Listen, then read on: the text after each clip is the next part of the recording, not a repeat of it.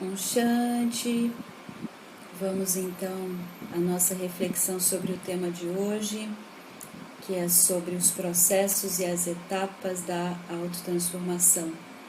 Eu me lembrei de uma historinha muito bonitinha, na verdade uma história em quadrinho, uma história de desenho animado, que eu vi há muitos anos atrás, quando eu visitei a escola de Portugal. E esse desenho animado era a história da lagartinha que se chamava Kate.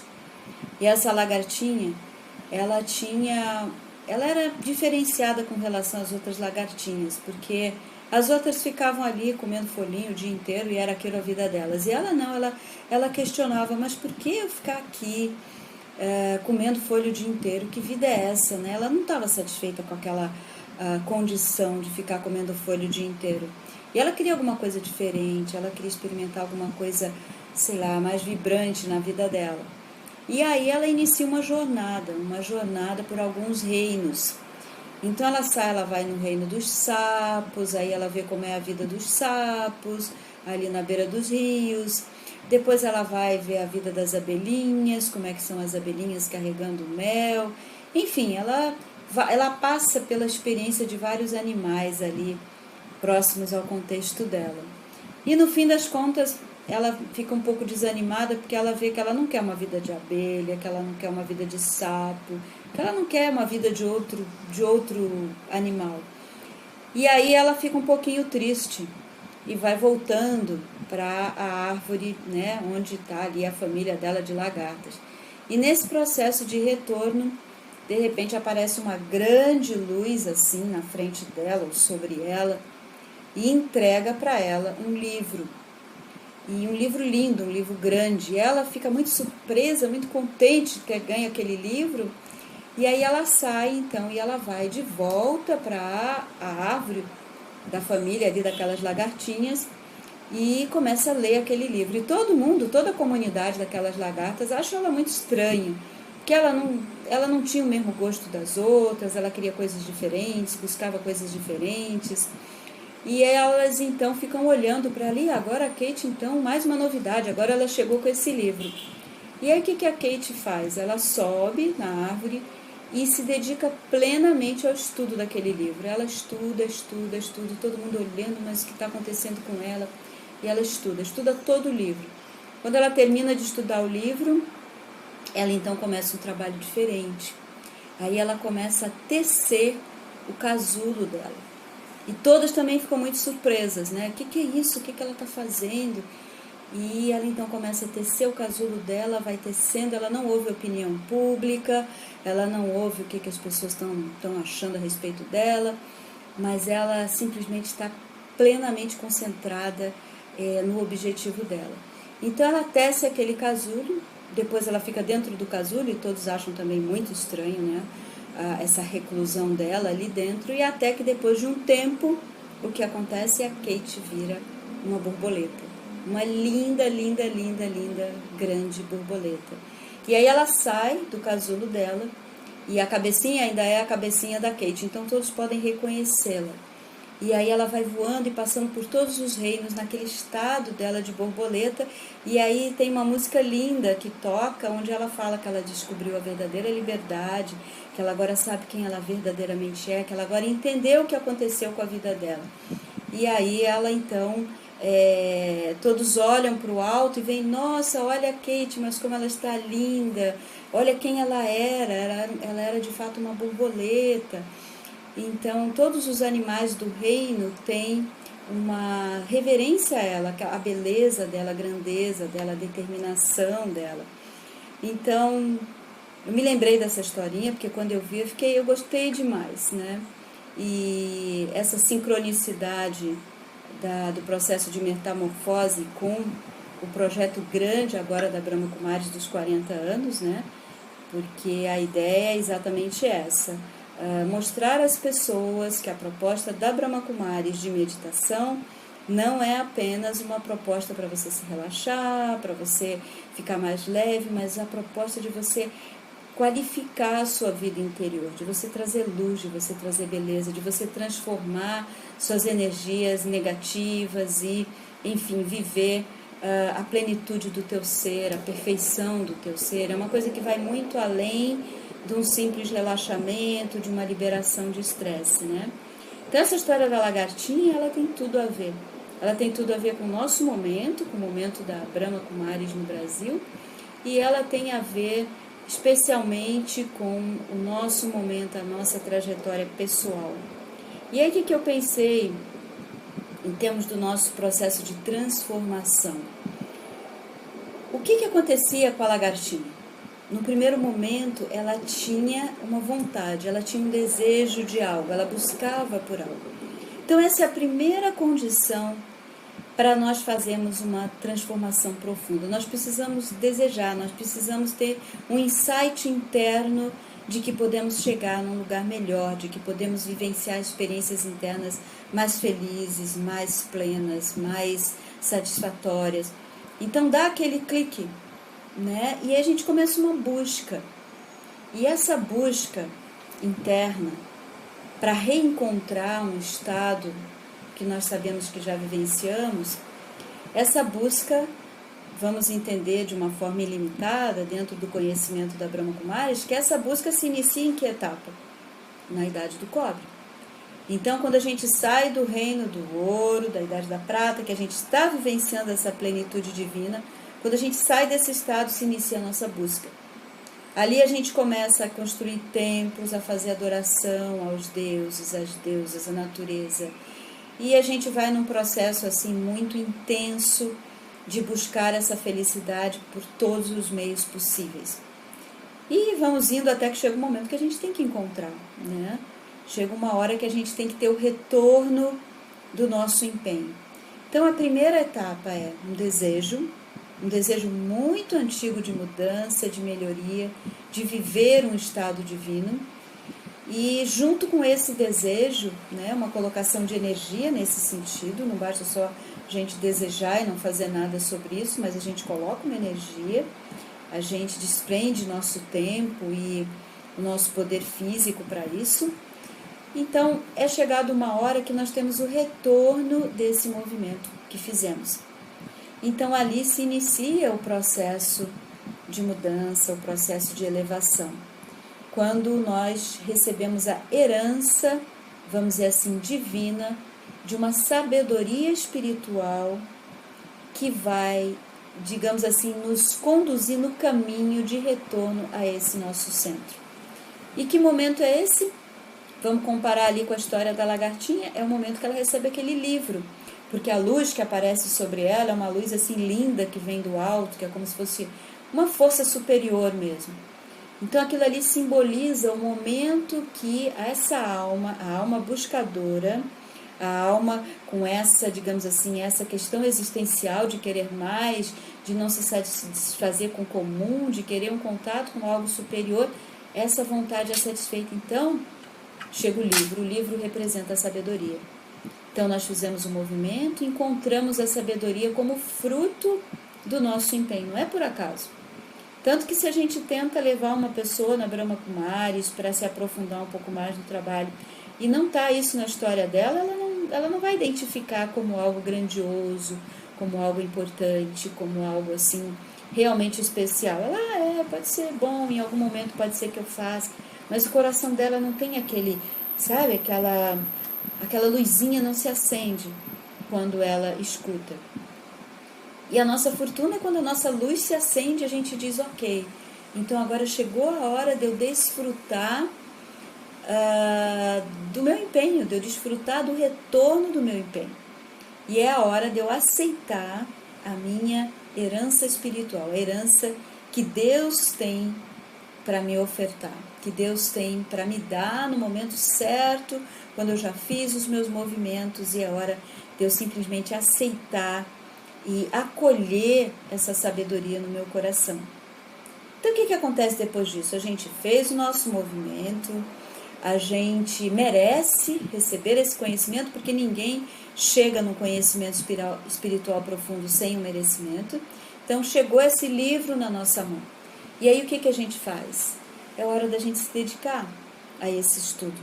É hora de certa forma, como a lagartinha lá, abandonar alguns contextos que a gente às vezes colocava muito nosso tempo e que não tinham um real significado para nós, e de uma forma introvertida a gente construir o nosso casulo, que representa o que o casulo? O casulo representa a condição de vida que nos possibilita fazer essa mutação ali no nosso DNA, se é que é isso que é a palavra correta com relação à metamorfose, né?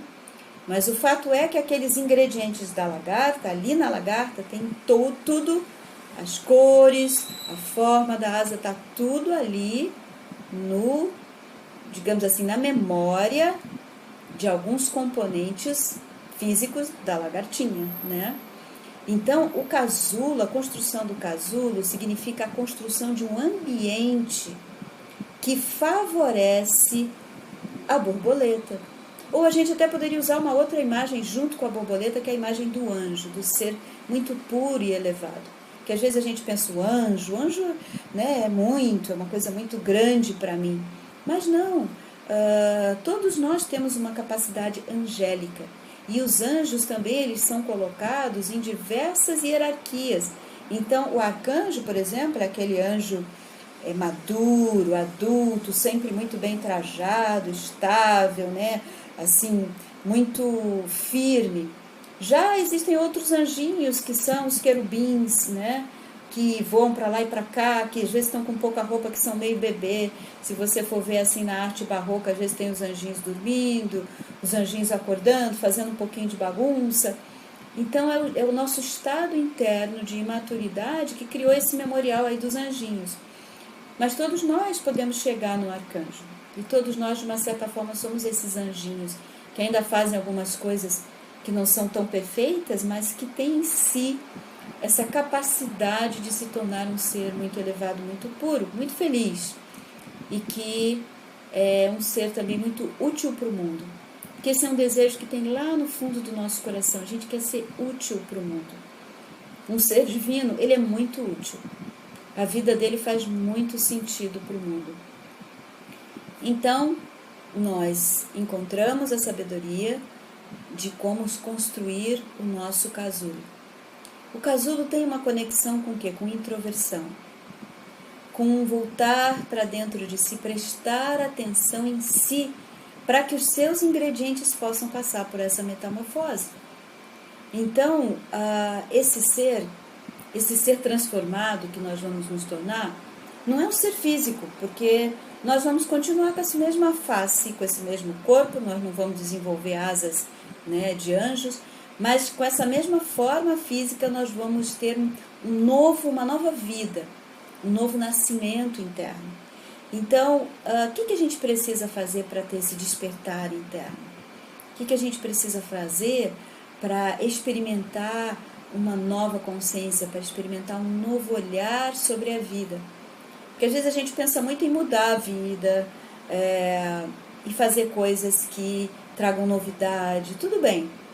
Mas o nosso anseio mais profundo e verdadeiro não é de uma mudança externa. Não é de estar num outro lugar, não é de estar, sabe, com um corpo diferente, mas o nosso verdadeiro anseio é a novidade interna. É estarmos refrescados, rejuvenescidos internamente, felizes, abertos para a vida, prontos para desfrutar da nossa beleza e também para desfrutar da beleza do outro. Porque às vezes o nosso estado, ele cria um obstáculo para a gente estar convivendo com a beleza do outro. E com isso, se a gente não convive com a beleza do outro, a gente convive com a sombra dele, e aí a minha sombra com a sombra dele, e a minha vida não fica feliz, não fica boa naquele relacionamento. Mas tanto eu tenho o meu lado luminoso para lidar com o outro, quanto o outro também tem o lado dele luminoso para estar comigo. Então, o ambiente que propicia a borboleta surgir, que propicia, vamos dizer assim, as cores das nossas virtudes, a nossa possibilidade de voo, de transcendência, enfim, de felicidade, que todos esses são símbolos que a metamorfose, né, traz. Então, o que me possibilita é um período de investimento em mim. É um período de introversão, é um período de me perceber, de perceber o que está acontecendo em mim. Porque o que acontece com a lagartinha, né? Ela está ali trancadinha no casulo e ali ela está elaborando os ingredientes dela. Para ela fazer o quê? Para ela fazer aquela mutação, para dali aquela perninha de repente vai virar um pedaço da asinha, né? Então ela está fazendo toda uma mutação no corpo dela, que a gente pode simbolizar isso, uma mutação na energia interior, para que nós possamos nos tornar essa borboleta, ou esse ser mais elevado, mais angélico, mais puro, mais divino, mais feliz. Então, a dedicação para o eu, dedicarmos a nossa identidade interna, é algo que também diz respeito a um chamado, né? Porque não adianta a gente querer se impor alguma coisa, mas a gente pode sentir esse chamado para uma mudança. Então nós sentimos o chamado e nós queremos, então, ok, né? Eu não quero mais experimentar essa tristeza, eu não quero mais me aborrecer com as pessoas, eu quero ficar bem, eu quero ficar feliz, eu quero ficar leve, eu quero desfrutar da vida, eu quero aproveitar a vida. Então, não existe, assim, um retorno de algo sem que haja um empenho. Então, o empenho espiritual, ele é uma condição para qualquer fruto que a gente queira colher. Se alguém te disser, não, você fica só parado pensando coisa boa que a tua vida vai mudar, não tem como. Você precisa agir. Você precisa abrir mão, por exemplo, soltar hábitos antigos para você adquirir hábitos novos. Porque se você sustenta os hábitos antigos, não tem como, né, o novo modelo do teu ser se expressar. Aquela coisa que se fala, né, uma nova versão de mim mesmo. Eu tenho que ter tanto amor por mim que eu vou me manter, eu não vou deixar de ser aquele ser anterior, né, naquele estado anterior. Eu vou continuar naquele estado, eu vou continuar sendo aquela essência, porém transformada, numa versão borboleta de mim mesmo, né? A minha versão borboleta, saindo da minha versão lagarta, indo em encontro à minha versão borboleta. E então, dentro desse processo, a gente vai ter um outro chamadozinho interno, que é o chamado para uma dedicação ao estudo, que é o chamado para uma dedicação à meditação, que é um chamado também para você prestar mais atenção em si, para você se observar, para você ver as nuances do seu comportamento interno e externo. É como se, vamos imaginar que nós somos atores e que estamos sendo treinados para um papel diferenciado. Então, quando você é um ator e você não está ligando muito, né, para a sua performance, porque você não acha que o teu papel é muito importante, você vai fazendo as coisas de qualquer jeito. Mas quando você se acha um ator herói, um ator importante na grande peça, você presta mais atenção, né, para que os seus atos sejam de acordo com a grandeza do teu papel. E é como se Deus, o conhecimento espiritual, nos desse um novo script, nos desse um novo roteiro de vida.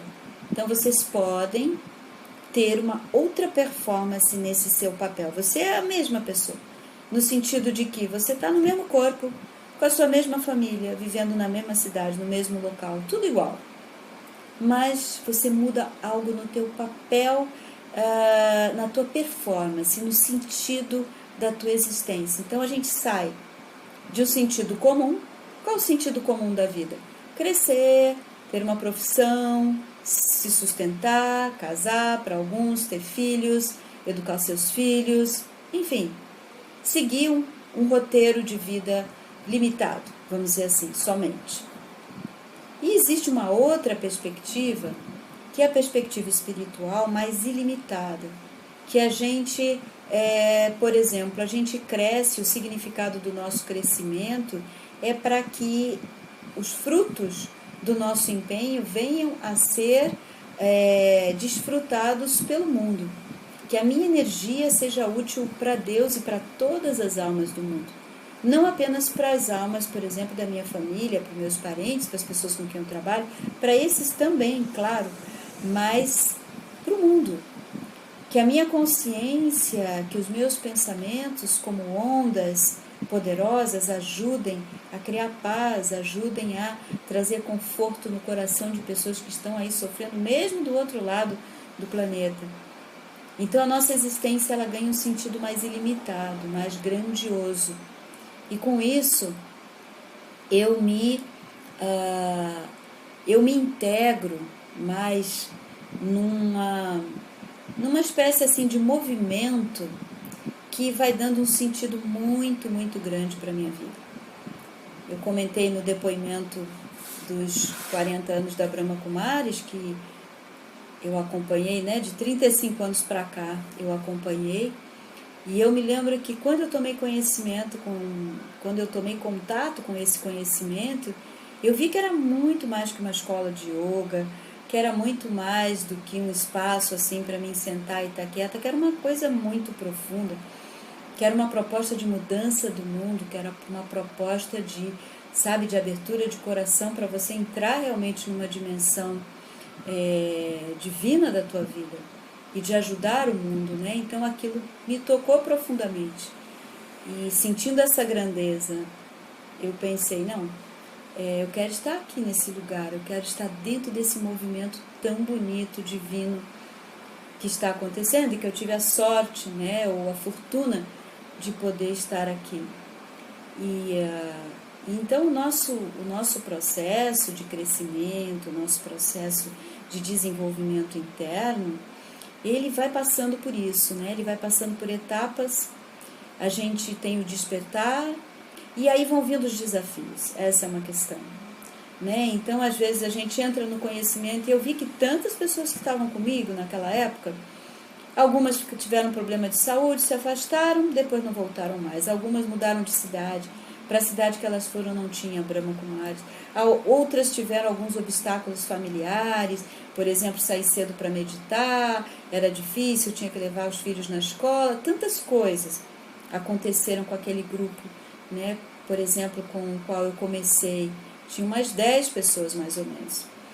E cada um tomou o seu destino, e na verdade a única pessoa que ficou mesmo fui eu, daquele pequeno grupo, daquela turma. Então os obstáculos eles vão vindo, os desafios vêm, e cada desafio, cada obstáculo, ele não vem para te tirar, ele vem para te fortalecer, ele vem como um potencializador da tua capacidade. Então se a gente não tem as situações, a gente não potencializa nossas qualidades, né? Então por que, por exemplo, numa escola a criança ela vai tendo níveis diferentes de dificuldade, né? Então ela estava na primeira série, ela aprendeu aquilo, ela tem as provinhas para ela ir para a segunda série, e assim vai, chegou na terceira, ela tem outras provinhas. Se ela não tivesse as provas e não tivesse um conhecimento, né, um conhecimento um pouco mais avançado, ela ficaria no mesmo lugar. E em termos espirituais, os nossos testes, as nossas provas, não são provas escritas, é a própria vida. Então a vida, de repente, vai te trazer uma cena onde você vai ter que ter muita paciência. De repente você era uma pessoa muito movimentada, que saía, que fazia muitas coisas, daqui a pouco tu tem uma debilidade, um problema físico que vai te fazer. Isso eu me lembro porque aconteceu com uma pessoa que teve que ficar meses, sofreu um acidente, teve que ficar meses parada, recebendo ajuda dos outros, né, e sem poder fazer aquela movimentação. Aí coube a essa pessoa fazer uma leitura disso. Ela poderia ler como algo que foi muito ruim para ela, um azar, como que isso aconteceu, ou ela poderia fazer a leitura de que, ok, já que é essa a minha condição, então significa que eu tenho algo a aprender nesse meu momento de vida. Então eu vou desfrutar disso. Eu vou fazer as pazes com a vida, não vou brigar com a vida, e vou entender que ela é 100% benéfica. E que se algo está acontecendo, esse acontecimento é 100% para o meu bem, para o meu benefício. Então, se a gente faz a leitura dos obstáculos dessa maneira, a cada obstáculo a gente está um pouco mais forte. A cada obstáculo a gente transformou aquele DNA lá de lagarta numa cor da asa da borboleta. A gente fez alguma mudança significativa para a composição da nossa felicidade, da nossa plenitude, da grandeza do nosso ser. Porque é muito bonito pensar, né, que todos nós temos essa possibilidade de voar, de sermos seres plenos. A plenitude, ela é muito grandiosa, não é simplesmente você não ter negatividades. É mais do que não ter negatividades, é estar preenchido com tudo que há de melhor e de divino dentro do teu ser, e desfrutando daquilo, e compartilhando aquilo com os outros. Então, é muito, muito mais, né? Então, nós precisamos entender que os obstáculos existem, que as dificuldades virão de um lado, de outro, em algum momento. E às vezes até dificuldades internas, por exemplo, a dúvida no eu, será? Será que eu tenho força para isso? Será que é o meu papel mesmo? Será que eu tenho essa capacidade? Mas essa dúvida também é um obstáculo. Porque se aquele conhecimento chegou para a gente, é porque eu mereço, é porque eu tenho capacidade para colocá-lo dentro do meu coração. Então, tem uma imagem que às vezes a gente tem nas aulas matinais, nas mules, que eu gosto muito, que é a imagem do vasilhame de ouro para conter o leite da leoa. E o que significa isso? Que a gente precisa ter um intelecto cada vez mais puro para que esse conhecimento espiritual, que é muito puro, ele possa ficar ali. Porque o que acontece? A gente escuta as coisas, a gente acha bonito, a gente às vezes até anota no caderno, mas a gente esquece. Quando chega uma situação de vida, você diz, puxa, podia ter me lembrado disso, mas agora a situação passou e eu não apliquei aquele ponto de sabedoria que eu poderia ter aplicado. Então, nós precisamos não apenas de ouvir, mas nós precisamos aumentar a nossa capacidade de interiorizar. Ou a gente poderia dizer a capacidade de digerir o conhecimento, né? Então, essa ideia do vasilhame de ouro para conter o leite da leoa é muito boa. E nós precisamos, de fato, criar uma condição para aquela mutação. Lembra a questão do casulo? Então, nós precisamos criar uma condição para a nossa mutação. E um dos aspectos de criar a condição é a purificação do nosso intelecto. E como é que a gente faz isso? Como é que a gente purifica o intelecto? Então, existem duas maneiras da gente purificar o intelecto. Uma é através da observação consciente dos seus próprios pensamentos e um reencaminhamento da tua ideia com relação a qualquer assunto. Então, digamos que você teve um problema no trabalho, alguma coisa que você achou que foi meio injusta, e aquilo começa a te ocupar mentalmente, por que fizeram isso comigo, eu não merecia. Então, se você deixa o teu padrão antigo tomar conta, você vai ir para aquele caminho que você sempre foi. Se naquele momento você diz, não, existe uma maneira diferenciada de eu pensar sobre os acontecimentos, eu vou recorrer à espiritualidade para trazer novos ingredientes para a minha reflexão sobre esse assunto. E aí, com esses novos ingredientes, as suas emoções elas vão ficar diferentes, porque você vai trazer uma amplitude de compreensão que vai acomodar aquilo dentro de você. Porque o que acontece? Quando a gente não tem conhecimento, as coisas ficam arranhadas, a gente não acomoda. Essa pessoa, ela é assim, ela não cabe no meu coração. Essa situação é assim, eu não quero essa situação para a minha vida. Sabe, a gente começa a se debater com as coisas. Mas o conhecimento, ele torna a gente tão grande, ele torna o nosso intelecto, o nosso coração tão grande, que a gente acomoda, a gente entende, a gente aceita. E aí a gente, aceitando, se torna pronto para fazer alguma mudança. Então, com a sabedoria espiritual, nós não gastamos energia se debatendo com nada. E quando começar a se debater, você pode parar um pouquinho e dizer assim, eu não estou aplicando conhecimento, eu não estou me colocando dentro da idade da confluência, eu ainda estou lá na idade do ferro. Ainda estou no meu processo de batalha. Então eu vou me posicionar no novo momento.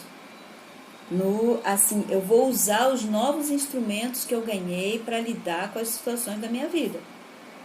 Então isso é uma coisa, quando a gente conscientemente vai fazendo vamos dizer assim, essa mudança de percepção, a gente vai se trabalhando, a gente se interioriza, a gente reflete, a gente estuda sobre uma virtude. Eu acho que eu estou precisando de tolerância, então eu vou, estudo, medito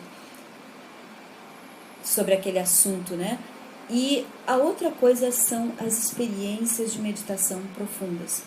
Dedicar tempo à experiência mais profunda de meditação. Sentar e ficar de molho em algo, sabe? Não é simplesmente você sentar, fazer aquela meditaçãozinha rápida, básica, não. É você sentar, realmente entregar todo o teu ser para uma experiência muito profunda e purificadora na tua interação, no teu relacionamento com Deus, né? Então, à medida que você vai dedicando o teu tempo para essa experiência de meditação profunda, que inclui você abrir mão, você soltar um pouco o teu velho padrão. Então, se eu tenho um velho padrão de ser agitado, preocupado, de estar sempre, me antecipando nas coisas, me atropelando e atropelando os outros, eu vou precisar renunciar a esse hábito de ser assim, soltar aquela personalidade, para que eu possa emergir, me dar a oportunidade de novas experiências. Então, a meditação, ela vai ampliando o nosso espaço interior para que esse conhecimento espiritual caiba ali dentro, para que esse conhecimento espiritual permaneça ali. Porque se o conhecimento é tão ilimitado, mas o nosso intelecto está tão pequenininho, tão restrito, aquilo que vai caindo, vai vazando, não fica nada. Há também a imagem de uma chapa quente, né? Que você joga a água ali, ela evapora, você joga, ela evapora. Então, o nosso intelecto não pode ser chapa quente, nem pode ser um intelecto mesquinho, pequenininho. Mas a gente precisa de um intelecto amplo, de um intelecto ilimitado, que seja capaz de acomodar a grandeza da sabedoria dentro dele.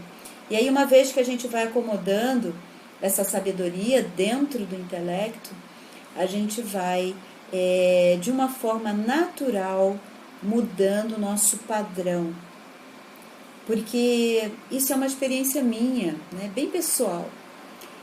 Dentro desses 35 anos de vida espiritual, eu posso dizer que a cada bloco de 5 anos ou de 10 anos, enfim, é como se eu chegasse num lugar diferente dentro de mim mesma. Então, depois de um tempo, de 3 anos de empenho, você chega num lugar. E depois você faz mais um pouco, você vai chegando em outros lugares. É um engano a gente pensar que a gente está se empenhando, que está no mesmo lugar. Não. Nunca a gente está no mesmo lugar. Se a gente se empenha verdadeiramente, se a gente está fazendo algo por nós, você com certeza está mudando de lugar. E sempre lugares melhores. É como se ali naquele nível, certas coisas já não mexem mais comigo. Certas coisas já não me geram perturbação. Esse é um indício, né? Esse é um sinal de que você mudou o teu nível quando você percebe que alguma coisa que te incomodava muito, agora não incomoda mais. Que o teu nível, por exemplo, de aceleração mental era X e que agora você se vê naturalmente pensando menos. Naturalmente com mais confiança na vida, nos acontecimentos, diminuição da necessidade de controle das pessoas e dos fatos. Você vai adquirindo um equilíbrio perfeito entre agir, fazer completamente a tua parte de uma maneira muito inteira e poderosa e ao mesmo tempo se recolher e observar. Porque se a gente não tem o equilíbrio disso, se a gente fica muito recolhido, não age, não muda. Se a gente age e não tem o recolhimento, a gente não empodera o nosso próximo passo. Então a gente faz uma coisa, depois outra, e daqui a pouco a gente vê que todas aquelas ações, elas deixaram a gente um pouco desgastado, desenergizado. A gente diz, agora eu preciso parar. Eu preciso parar porque eu me desgastei muito, eu fiz muita coisa. E às vezes isso se dá até a nível espiritual. Então nós estávamos fazendo assim alguns flashbacks, né, lá do início do trabalho da Brahma Kumaris, e houve um momento que a gente tinha um projeto 1 milhão de minutos de paz, na década de 80. E esse projeto ele foi lindo, a gente ganhou o prêmio de Mensageiros da Paz da ONU, foi muito bonito. A gente angariava o tempo das pessoas para a paz mundial. E depois esse tempo foi contabilizado. Tinha urnas de doação do seu tempo pela paz. Podia ser como oração, fazendo um trabalho de arte, uma poesia, a pessoa ia botando ali qual seria a contribuição dela. E foi uma mobilização muito grande de toda a família espiritual da Brahma Kumaris. E apesar de toda aquela mobilização ser muito positiva, se não houvesse o equilíbrio de entrar, se recompor e agir a partir de um estado recomposto, poderia gerar um desequilíbrio. E como nós éramos muito jovens naquela época e tinha muito entusiasmo, houve um pouco disso, né?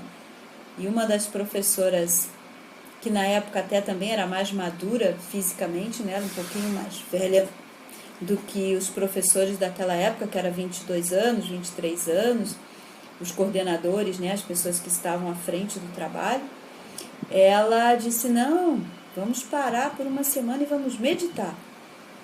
Porque está muita coisa, a gente está trabalhando 1 milhão de minutos para o mundo, mas e os nossos minutos de paz para a gente, né? Então, mesmo numa tarefa muito positiva, às vezes, né, até alguma coisa que você está fazendo em casa, você tem uma preocupação muito grande que a tua casa esteja organizada, que tudo esteja muito bem, tudo muito bem estruturado, uma comida muito bem feita, tudo muito bom. Tá tudo ótimo no mundo físico, mas eu tenho que ver se eu estou dando a mesma importância para estar tudo lindo no meu mundo interno, tudo estruturado no meu mundo interno, tudo limpo no meu mundo interno. Então, nós precisamos aprender a valorizar essa dimensão interna da existência. Essa é a proposta da Brahma Kumaris, né? Mostrar para as pessoas que é cuidando do teu ambiente interno que você vai criar um mundo diferente. Se você não cuida desse ambiente, você só reproduz o mesmo mundo, você reproduz a mesma realidade. Então, dentro do nosso processo de crescimento, nós passamos por essa etapa do desejo, né, da alegria do encontro com essa sabedoria, com algo que nós percebemos como grandiosos, e aí depois o próximo passo são os desafios que vão começando a vir.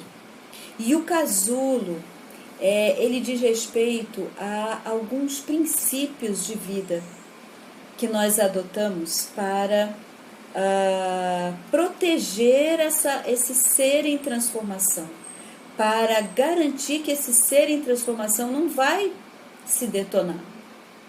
Né? Talvez você já tenha ouvido essa história de que alguém tentou apressar o processo da borboleta, da lagarta se tornar borboleta, aquecendo o casulo, e aí quando ele abriu, ela não estava pronta, e aí ela não ficou nem lagarta e nem borboleta, ela morreu.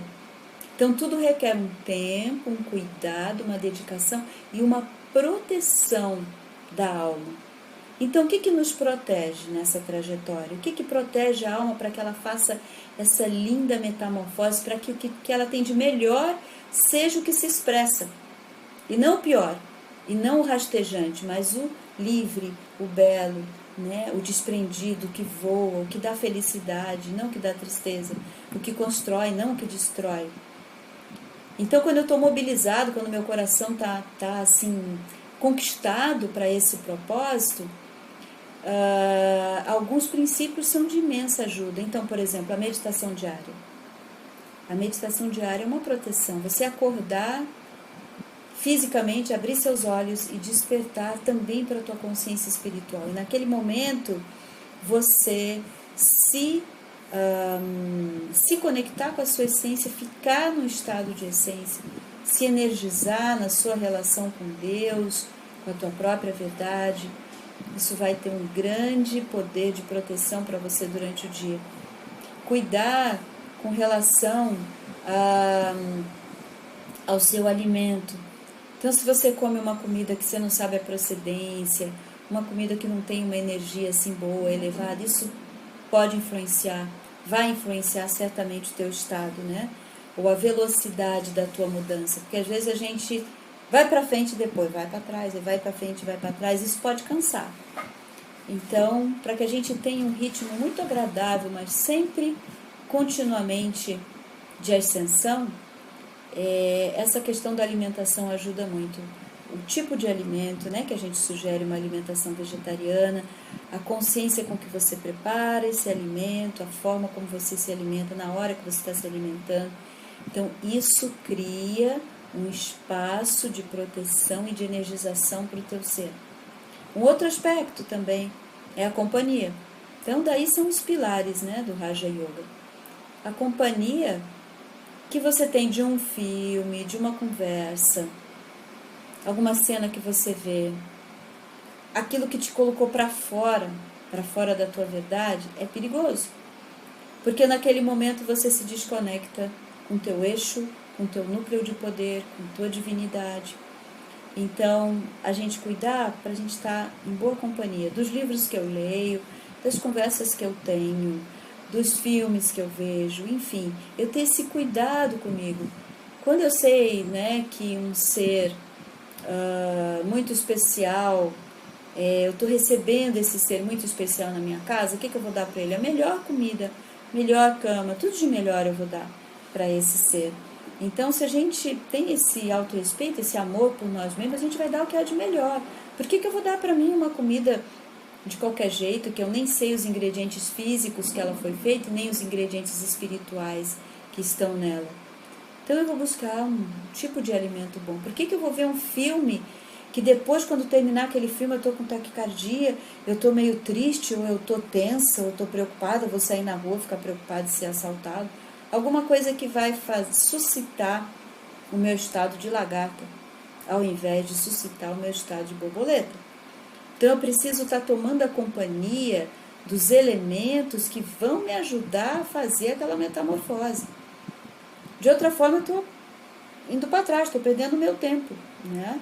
Então, todas as circunstâncias que a gente cria favoráveis, a companhia, a meditação, o estudo diário, a alimentação pura, tudo isso se torna assim o ambiente necessário para o desenvolvimento do yogi, né? Por isso que é mostrado aquele quadro onde o yogi está sentadinho com 4 pilares. Por que representa aqueles pilares? São o que coloca ele num determinado estado mais elevado do que o chão, do que o comum. Então, ele senta-se ali e ali ele está, de certa forma, protegido. Então, o nosso estado de casulo, o momento que a gente está se preparando para uma nova etapa, para um novo, ele não é também, vamos dizer assim, um momento onde você não desfruta, você está só para dentro, não. Você já tem insights da borboleta, você já tem experiências da borboleta, você ainda não é plenamente, você ainda não está perfeito. Tuas asas não estão totalmente desenvolvidas, a tua pureza, as tuas virtudes, a tua beleza ainda não está totalmente manifesta, mas o tanto que ali já aconteceu, ali dentro, nesse teu laboratório interno, aquilo ali já lhe dá grande felicidade. E você já lida com o mundo de um jeito diferente, se vendo de um jeito diferente. O estado da borboleta é o estado final, é a nossa perfeição, né? Concluí o meu processo, não preciso mais estar no casulo. Já concluí o meu estudo, já meditei, já fiz uma mutação na minha energia e pronto. Estou pronta para voar, é o anjo perfeito. E daí o meu papel é muito lindo, né? É o papel de dar essa, vamos dizer assim, essa experiência do divino, ser um canal do divino para as almas do mundo. Mas nós temos que desfrutar não apenas do destino, né? Nós temos que saber desfrutar do caminho que leva a esse destino. Eu tenho que desfrutar desse meu estado de transformação.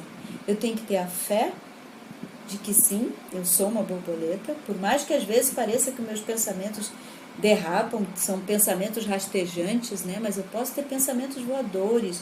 Por mais que me observe, eu veja que ainda estou naquela feiura da lagarta, né? Dos vícios, de negatividades, de coisas não bonitas. Eu sei que eu tenho a beleza daquelas cores da borboleta, eu tenho a beleza daquelas asas, né? Eu tenho essa capacidade de voar, eu não preciso ficar preso, me rastejando, eu posso me libertar e sair de algumas situações com o poder do meu pensamento. Então, A nossa etapa de mudança, ela é uma etapa, o nosso processo de mudança, né, ele passa por etapas, e a gente precisa entender o que acontece em cada etapa, se alimentar do que a gente precisa em cada uma dessas etapas, né? Porque um bebezinho, ele come só papinha, leite no início, né? Depois ele come a papinha, e depois até que chega uma hora que ele come uma comida de adulto. Então, até a gente se tornar um adulto, espiritualmente falando, a gente tem que ter o alimento necessário para a gente se desenvolver naquela etapa que a gente está. A gente precisa aceitar a etapa que a gente está. A gente não pode achar que a gente está mais nem menos. Se eu acho que eu estou menos, eu fico sempre me travando o meu desenvolvimento. Se eu acho que eu estou mais, eu posso desenvolver uma arrogância, achar que eu já sei, achar que eu já estou muito, e aí eu não desfruto assim das minhas possibilidades máximas também, né? Eu fico meio atrofiado, porque o ego também atrofia a nossa capacidade de desfrutar do nosso eu divino. Então ficamos muito assim aquém das nossas possibilidades. E quando você vai dando para a alma exatamente o que ela está precisando naquele momento, às vezes um retiro, um momento de silêncio, de estudo, preciso saber o que a alma precisa. A gente fala muito de tomar o pulso. Assim como o médico vai ali e toma o pulso, e pelo pulso ele já tem tantos dados do que o paciente precisa, eu preciso tomar o meu próprio pulso e ver o que eu preciso. Pode ser que tenha alguém do meu lado passando por um outro momento que esteja precisando de coisas diferentes de mim, mas eu preciso saber o que eu preciso.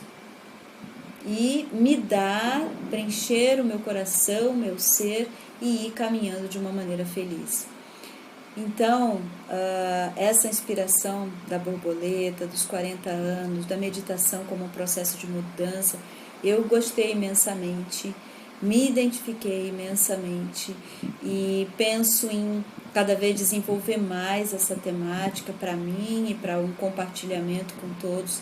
E essa história da lagartinha que me veio, assim, logo que eu entrei em contato com esse slogan, né, com essa chamada do projeto da campanha dos 40 anos, ela é muito, assim, didática, né? Ela mostra pra gente essas etapas, mostra as possibilidades e mostra um destino elevado, um destino de muito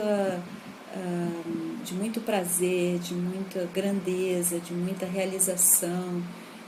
É aquela coisa, você chegar num lugar onde você sempre quis estar, num lugar onde você sempre quis estar, mas não num lugar físico, não é uma praia, não é um bosque, não é uma montanha, é num lugar dentro de você. A gente precisa realizar isso, que nós buscamos muito estar num determinado lugar dentro de nós mesmos, e é uma trajetória de retorno a esse lugar interior, esse espaço interior de plenitude, esse espaço interior de bem-aventurança, de amorosidade, de proximidade com Deus.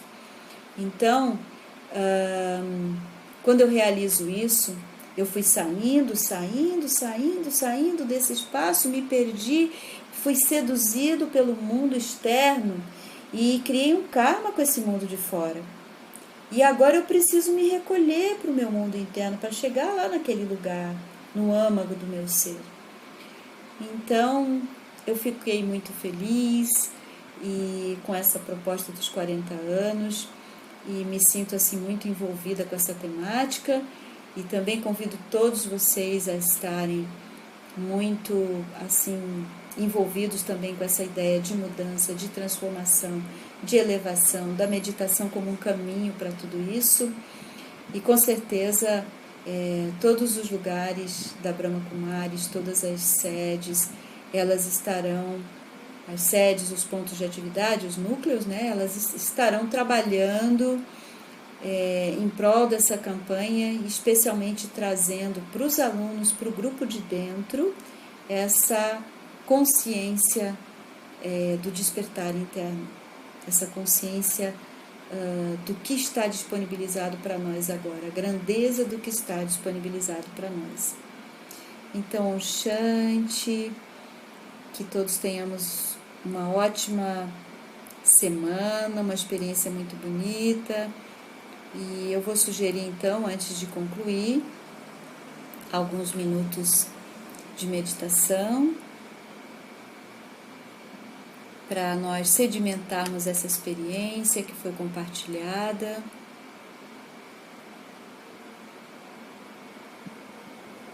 Então vamos de uma forma muito confortável, muito estável. Vamos pensar que toda a energia espiritual da alma está espalhada no nosso corpo. E que agora eu vou retraindo e concentrando toda essa energia num ponto entre as minhas sobrancelhas.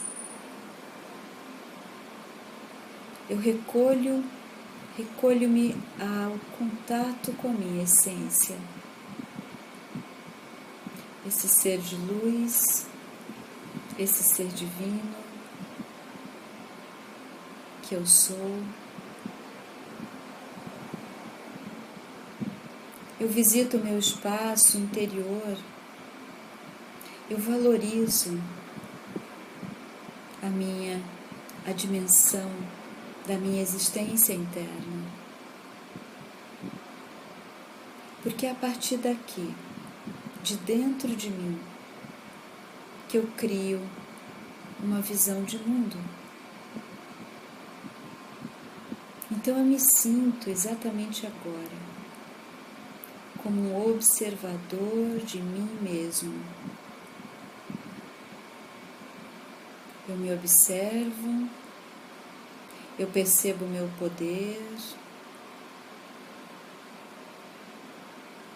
a minha grandeza, a minha possibilidade de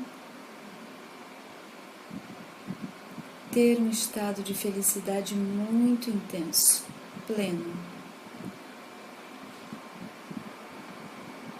Eu posso estar num lugar de felicidade sempre que eu quiser.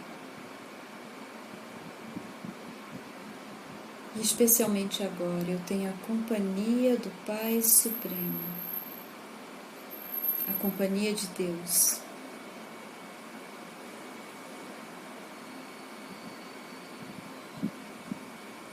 Então vamos ficar por alguns instantes experimentando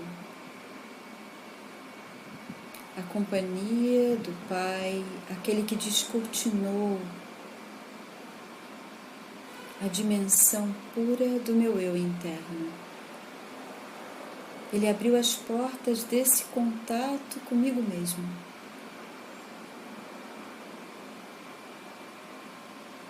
Então eu fico tão feliz de poder estar aqui dentro, recolhida na minha essência e desfrutando de mim mesmo, independente do mundo que me cerca.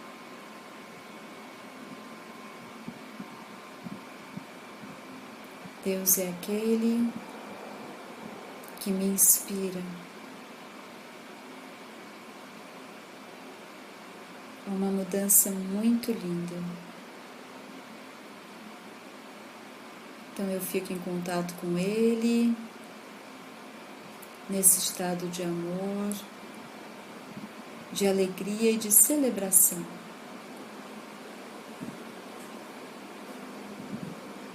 Então eu vou retornando à dimensão física com essa sensação de bem-estar, de leveza e de muito poder, para operar todas as mudanças que eu quero na minha vida e poder voar nas asas da felicidade, do ânimo e do entusiasmo. Om Shanti.